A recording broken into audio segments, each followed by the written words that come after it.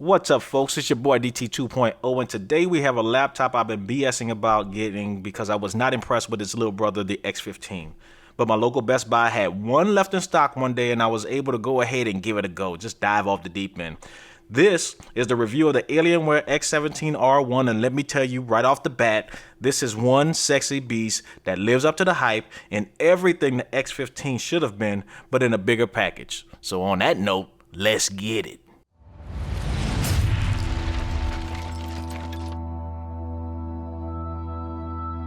Now, before we jump all into that goodness of finding out how this thing performs, let's get into the specs. This thing sports the Intel Core i7-11800H, 16 gigabytes of RAM, a 1 terabyte SSD, the RTX 3070, not that Max QBS version that was in the X15, folks. This thing is 140 watts, a 17-inch, 360Hz Full HD display with ComfortView Plus, the NVIDIA G-Sync, and Advanced Optimus that they had on the R5 and the X15, which I was a huge fan of, and I'll speak on that later. They do have a camera that's Windows Hello compatible, per key RGB keyboard, which I am a big fan of, Dynamic 3D audio, which I'm not a big fan of, and I'll speak on that later, and the new cooling and design and all of that other good stuff that's pretty much the same as the X15 except in a bigger package with a few more welcome additions. I got this thing on sale. It was $250 off the original price, which brought it down to the cusp of what I was willing to pay for it. So total price was $2,300 before taxes. Now that's a deal that I could mess with. I was gonna say, I'm not gonna say that. Now let's do a quick roundabout. On the left side, we have only the power input jack. That's it. And on the right side, again, we have just the microphone headphone combo jack, and that's it. But in the rear is where all that goodness happens, where what they say, this is where the magic happens. We have a big difference between this and the X15, and one big difference is we have no wasted space in between these ports, which means they use everything available or gave us everything available that they could give us in this package, at least what I think they should have. We have a Thunderbolt / USB-C port with power delivery, a USB-A port, an Ethernet port, another USB-C / display port / Thunderbolt port, an HDMI out, another USB-A port, and finally, last but not least, the micro SD card slot, which in my opinion, they really didn't need to have. It's a good to have, but it's okay.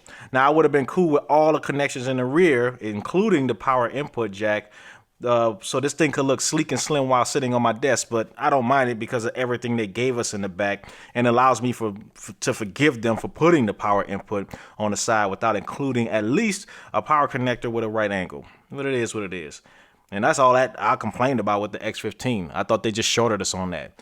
You'll hear me complain about that later.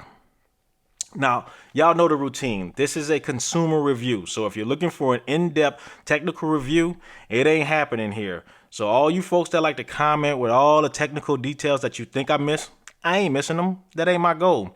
I'm just giving you the perspective or opinion from the consumer or customer, me, who may or may not be experienced with dealing with computers, especially these gaming laptops. When all you want to know is, hey, when I get this thing home, is it going to work like it's supposed to? Is it going to play the games I want it to play how I want it to play them, or is it going to run the programs I want it to run how I like to run them? With that, I'll give you my likes, my dislikes, my performance, my concerns, and my recommendation. Is this thing a keeper or is it going back? Let's find out.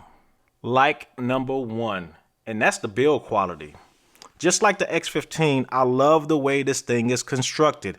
Compared to the M15 and M17, it's slimmer and quote unquote lighter in comparison to the last version, the M17 R4. But make no mistake, this is a big boy. If you purchase this thing, obviously size doesn't matter to you. Insert awkward solids here. Anyway, in comparison to the last version and the last Alienware ripoff I just reviewed, the Dell G15, which is basically an Alienware you can buy from Wish, I like the way that they didn't change too much. They still got that junk in the trunk in the back that I like. They kept the overall Alienware design, which is iconic, and made a few changes to slim it up. When you hold this thing, it just feels good and solid. But remember, this is a big boy. So you can't hold this thing with one hand and sling it around like you can do the X15. The laptop bag or your laptop bag fit will be tight if you're using the same one. So just remember that. But plain and simple, this thing has been in a gym and it got some gains, but was still able to stay cut. And I'm loving it. Like number 2, the display. It is what it is, right? It's the same display on the X15 and also the R5, and I love both of those screens despite them being quote unquote only 1080p. Again, I used to hate 1080p displays because of what I perceived as graininess, but the ones Dell have been putting out lately have been impressive. Even on this 17-inch display. Yes, if you put your eyes up close to it, you can see the pixels, but this thing is so big, you don't even need to. The colors pop, and at 360 hertz is still buttery, silky smooth. If you've never experienced a 360 hertz display before, it is a sight to see, I'm telling you. Now, the bezels could be a little slimmer, but again, with this size, you can start playing, or when you start playing, this display is so big and colorful, you'll just get engulfed in whatever you're playing and you don't even notice it. Now, it's not the brightest on the market, but it's bright enough in comparison to, say, the MSI G66 or any of the Razors out there outside of their OLED displays, which those things, in my opinion, they struggle with brightness. Backlight bleed is minimal, but my only nitpick on here, and one of the issues with this screen, is I have just one spot on the lower left-hand side that's clearly visible that keeps this display from being near perfect. Now, we know backlight bleed varies from unit to unit, but this particular unit is good at, I'd say, like 99 or 98.5% of the screen, and this one little spot mucks it up. I'm really starting to like Dell's 1080p execution, and this allows me to save money and just connect this thing to my 4K display when I need those extra pixels. So I don't need to buy the QHD version of these screens, which has a lower refresh rate. I can just get the 1080p and use my external monitor. So that is a plus on Dell's part. Good job, Dell/Alienware, on the display.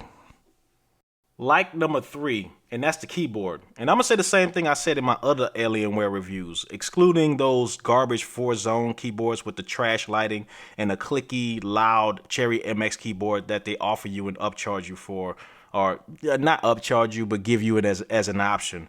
I'm a fan of Alienware's keyboards. They are right where Lenovo is when it comes to fit and feel. It's very comfortable and easy to type on. I had no trouble typing this review in comparison to, say, the Dell G15, which was a pain in the ass, to be honest with you. I was mucking up all over the place. Again, the feel and key travel is great. It's quiet, and I'm feeling the separated volume up, volume down, volume mute, and mic mute keys over on the right side, so you don't have to function press anything. Especially when that Pornhub intro start playing and you forget the volume was turned all the way up. Now you have quick access to quickly mute that. And don't act like it's just me. I'm playing, y'all. You have your function shortcuts keys up at the top here with the signable keys, F2 through F6, as they are labeled A through E. The lighting, still in love with. And again, it's right there with Lenovo. It's bright and evenly spread with little to no leakage. The only thing I don't like about these keys, and it's probably, it's not the same on every keyboard. The only thing I don't like about these keys is the secondary functions of keys are not lit. It's just printed on there. For example, if it's dark and I want to add an asterisk to something, the asterisk is not lit, so I'll have to remember exactly where it is or really look at the keys to see. Now, this is only in a dark room. Now, the lighting is bright enough so in the dark you can see it, but you still have to look. It is what it is, right? A big change here is there is no number pad on the 17-inch version. So, to be honest with you, I really don't mind.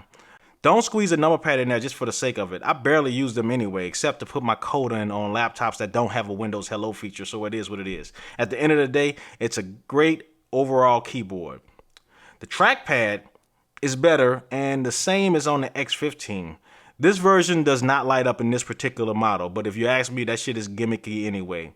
The size is not as big as I'd like. I think that's what my wife told me one time. I thought they should have squeezed a centimeter or two each way for more space, but it is what it is. It's smooth, no gaps, no creaking, responsive, and basically does what it's supposed to do for the times that you need them. That some companies, they just can't get right because it's an afterthought. And I'm looking at you, Lenovo. I think they heard complaints from the last version and actually fixed it as a consumer. That's all we want. just for them to listen. So again, good job, Alienware / Dell. Good job. And my final not actually but okay, are the speakers. They are about as loud as the M15 and a little bit better than the X15, maybe even louder. But don't even think about low end, and the dynamic range could be better. It's actually trash. Now, but overall, you won't be disappointed with these speakers. As I've said before, they are loud enough to actually drown out the fan noise, which I'll talk about later. And that's a plus. They have speaker grills on the top, front, and bottom. And when you see things like this, you expect MacBook Pro 16 type quality. And this is just not it. It does a good job of looking the part though, but they lied on their application and not performing as they look. But they do what they're supposed to, and not as bad as I'm saying it is, right? It's not as bad because, but again, I'm just upset that they have all of these speaker grills and they didn't produce. One thing I did notice is when the sound source is too high or too loud, there is some vibration of the chassis that you can actually hear. But all you need to do is just lower the volume and you're fine, right? It bothered me for the first couple of times, but then I caught on to it. But it was just for specific sound sources that I was downloading or logging into. And I ain't talking about Pornhub, so y'all stop. Now on to the unfortunates. Now we're going to do things a little bit differently with these unfortunates or dislikes. Instead of going over the dislikes, and because this is almost the same as the X15, let's just reflect and look at what I didn't like about the X15, which in essence should have been the same as this, but smaller. And then pit those dislikes against the X17 and see if Alienware actually corrected them. I think that makes a lot of sense. And if you haven't seen that video, please go to my page or I'll link it in here somewhere or whatever. Anyway, the first dislike I didn't like, and I already spoke about it and forgave them about it, is the power input location. Yes, it's in the same place as the X15, but as I said before, it's forgiven for the port variety that they gave us in the back. Plus, in my last video, one of the commenters suggested that I just purchase a right angle adapter on Amazon. So spend a few bucks, problem solved. Dislike number 2 of the X15 that could have ruined this one is the heat. And I'll say this later, or talk about this later, it's no issue here. I gamed on this thing for hours and it just maxed out just above 80 degrees, which is cool in reference to other laptops I've had in here, including its little brother. Even the top portion of the keyboard, which on the X15, I could not even touch, it was so damn hot. It's a lot cooler here. Now, I said cooler and not cool. It's quite warm, but nowhere near as hot as the X15. And we can attribute that to the design, the number of fans, and of course the extra space inside the chassis. The dislike number 3 that I had of the X15 is the upgradability. On the X17, you don't have that problem, as the SSD, the RAM, and the Wi-Fi card are all replaceable and upgradable. So as you can see, Dell did everything they could to make the X17 much better, and your decision to buy this or the X15 that much more difficult, which doesn't sit quite well with me, to be honest with y'all. My decision about size shouldn't come down to what I need or don't need. What if I wanted all of the options of the X17 in a smaller package like they did with the R3 and the R4, which were the same, with the only difference being the size? What if I didn't want to lug around a big ass laptop, but also don't want a stripped down version of the smaller X15? I think the decision probably turned some folks away who desired a 15-inch laptop and completely went away to other manufacturers who had those options and probably cheaper to satisfy their needs. I think Dell lost some customers or some buyers right there. I think they did us dirty on that note, if you ask me. It is what it is. Now here we are with y'all favorite part of the review that people always ask me about once I finish the reviews, and I always have to go back in the comments and tell them. So I just added it to all my reviews, and that's battery life and fan noise. And I say this in every review. Those are two things that don't really matter to me as an individual consumer, but they may matter to you, so I cover them, right? It's for you. These videos are not just for me, it's for you too. Now, if you ask why they don't matter to me, it's because of two things, one of each, or one for each. One, I never game on battery because I want my performance to be top notch, and I don't want the battery to drain so fast that I only get 30 minutes or less of gameplay. And two, when I do game, I got some headphones, so with the fan noise, it's a non-issue to me. But we're going to talk about them anyway, and it's going to be short and sweet on this one. Battery life is poor. But what did y'all expect? This is a monster. Battery life might matter more on a portable laptop, but this one is a true desktop replacement if you ask me. It will not last long on battery, even with advanced Optimus. Typing this review got me about 2.5 or a little over 2.5 hours, but I was on max brightness the whole time, but that's my preference. That's how I roll. I did no gaming or video streaming, only email and web surfing outside of typing the review. So for me, outside of writing this reviews, I just want a good gaming experience. If I wanted battery life, I get an XPS or the G14 or one of them other small ass laptops out there with inferior graphics cards, because you know, my gaming on those machines probably will be decent, but not to the level of this one. And fan noise, well, to my surprise, they're not as loud as on the last version, and I'm talking the M17, R4, and R3 for that matter. Unless I'm losing my hearing, they are on par with the rest of the industry. Unless I'm losing my hearing, they're on par with the rest of the industry now. They went from the loudest in the business to probably mid-pack, kind of like the Dallas Cowboys every season. Y'all don't take that personal, Cowboys fans, because I'm just tripping. I'm just playing with y'all. Well, that's about it for my dislikes or unfortunates, so I'll move on to some performance numbers. Now, I ran my usual gamut of Time Spy Extreme and Port Royal, which is a 4K gaming test and a ray tracing test through 3D Mark. And I'll pull up a chart here. And as you can see, the X17R1 falls in line or in between the two Legions, the Legion 5 Pro and the Legion 7, with the Legion 5 Pro scoring a 5249, the X17R1 5314, and the Lenovo Legion 7 5861. So when it comes down to this and the performance, as you can see, it's a little bit closer to the Legion 5 than it is the Legion 7. But keep in mind, the Legion 7 did have a Ryzen 9 and a 3080 with 16 gigabytes of VRAM. So it's in the same, it's outside of the, how could I say this? It's outside of the range, but still inside of the ballpark, if that makes sense. But when it comes down to price, they're about the same when the X17 is not on sale. And in this case, if you ask me to choose between these two, I'm choosing the Legion 7. Because not only did it have 32 gigabytes of RAM and a 2 terabyte hard drive, but it also had a 16-inch QHD display with 240 hertz. For the same price? Yeah, put that in the bag. I'm just saying. Now for Port Royal, which is my ray tracing test, not my test, we see the exact placement right in between the two Legions, with the Legion 5 Pro scoring a 6478, the X17R1 6552, and the Legion 7 scoring a 7696. But again, the X17R1 is closer to the Legion 5 Pro. And again, when it comes to price, I compared it to the Legion 7 last time. The Legion 5 Pro for me was only $2,200. So X17R1 is like $2,500, $2,600 when it's not on sale. So I don't know about you, but the performance is so close, I'll take that Legion 5 Pro. Just saying. If I'm just looking at purely performance. Just purely performance. Now, moving on to Shadow of the Tomb Raider, the benchmark for Shadow of the Tomb Raider. Again, the X17R1 falls in line between the Legion 5 Pro and the Legion 7 Gen 6. It's like uncanny that all three of these tests, it falls right in between this, or right in between those. Now, I didn't talk about the X15R1, but obviously that fell below all of those, but I just put it up there for reference so you guys could see how close it was. But anyway, the X17R1 with RTX on, it's about the same as the Legion 5 Pro, with the Legion 7 washing both of them. And it was the same with the RTX off, with the Legion 5 Pro at 105 frames per second, the X17R1 112 frames per second, and the Legion 7 with RTX off 125 frames per second. So it just washed all of those guys. And with the Legion 5 Pro and the Legion 7, despite those being QHD screens, the test was ran at 1080p.